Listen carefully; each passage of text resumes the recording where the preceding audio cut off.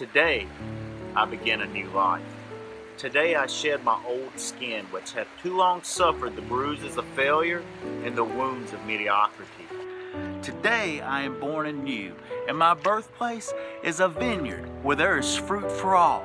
Today I will pluck the tallest grapes in the vineyard. For these were planted by the wisest of my profession, generation upon generation. Today I will savor the taste of the grapes from these vines, and verily I will swallow the seed of success buried in each, and a new life will sprout within me. The career I have chosen is laden with opportunity, yet it is fraught with heartbreak and despair. And the bodies of those who have failed, where they piled one atop another, would cast a shadow down upon all the pyramids of the earth. Yet I will not fail as others, for in my hands I now hold the charts which will guide me through perilous waters to shores which only yesterday seemed but a dream. Failure will no longer be my payment for struggle. Just as nature made no provisions for my body to tolerate pain, neither has it made any provisions for my life to suffer failure. Failure, like pain, is alien to my life. In the past, I accepted it, as I accepted pain. Now, I reject it, and I am prepared for wisdom and principles which will guide me out of the shadow into the sunlight of wealth, position, and happiness, far beyond my most extravagant dreams, until even the golden apples in the garden of Hebrides will seem no more than just my reward.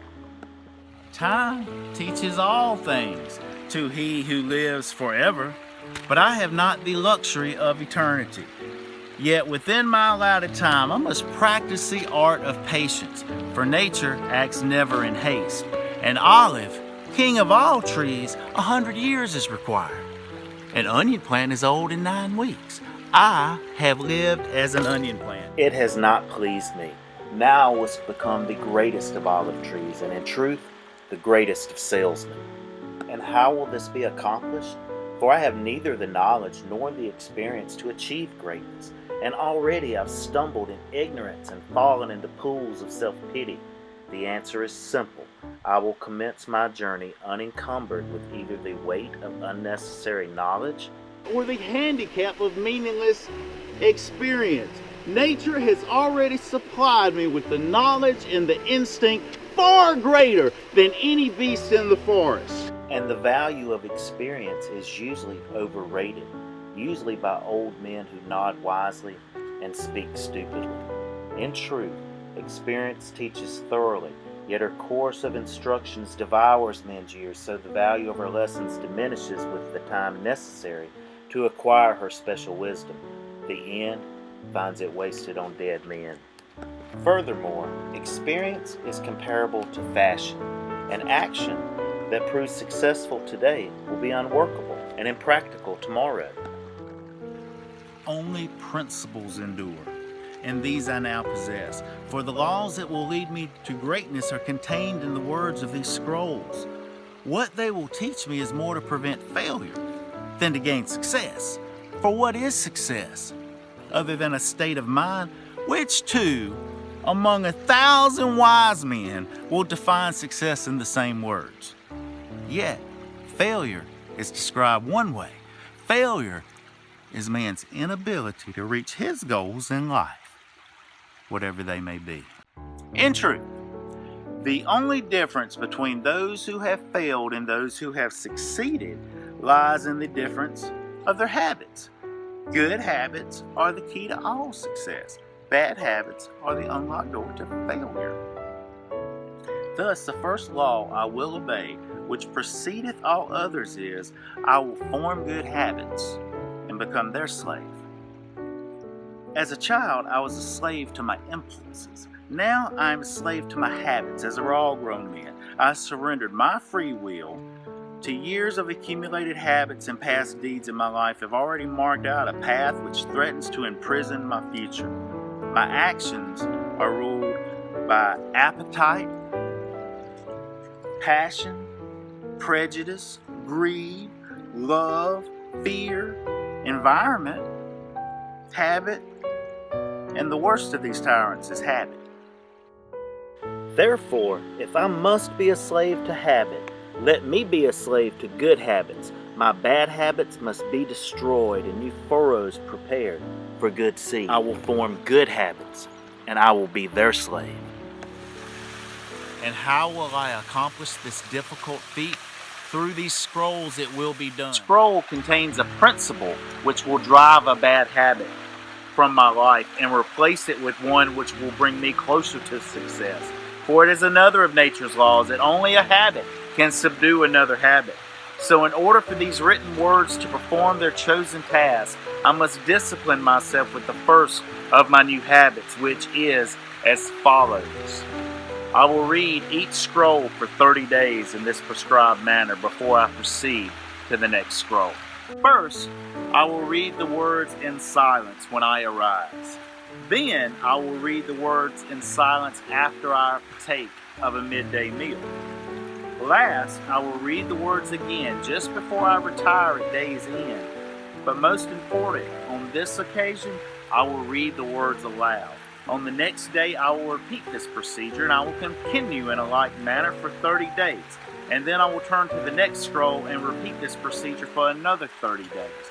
I will continue in this manner until I have lived with each scroll for 30 days and my reading has become habit. And what will be accomplished by this habit? Herein lies the hidden secrets of all man's accomplishments. As I repeat the words daily, they will soon become a part of my active mind. But more important, they will seep into my other mind, that mysterious source which never sleeps, which creates my dreams and often makes me act in ways I do not comprehend. As the words of these scrolls are consumed by my mysterious mind, I will begin to awake each morning with a vitality that I never knew before. My vigor will increase, my enthusiasm will rise, my desire to meet the world will overcome every fear I once knew at sunrise. And I'll be happier than I ever believed to be in this world of strife and sorrow. Eventually, I will find myself reacting to all situations which confront me as I was commanded in the scrolls to react. And soon these actions and reactions will become easy to perform. For any act with practice becomes easy. Thus, a new and good habit is born. For when an act is easy through constant repetition, it becomes a pleasure to perform. And if it is a pleasure to perform, it is in man's nature to perform it often. And when I perform it often, it becomes a habit, and I become its slave. And since it is a good habit, this is my will. Today, I begin a new life.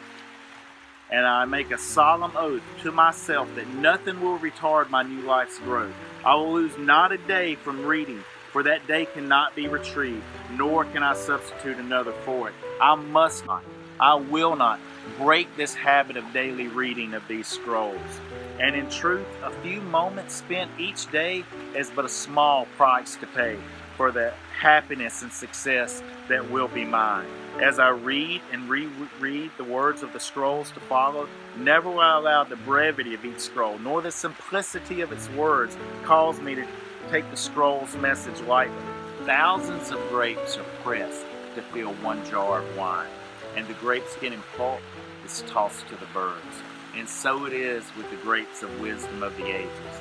Much has been filtered and tossed in the wind. Only the pure truth lies distilled in the words to come. I will drink as instructed and spill not a drop. And the seed of success I will swallow. Today, my old skin has become dust, and I will walk tall among men, and they will know me not. For today, I am a new man with a new life.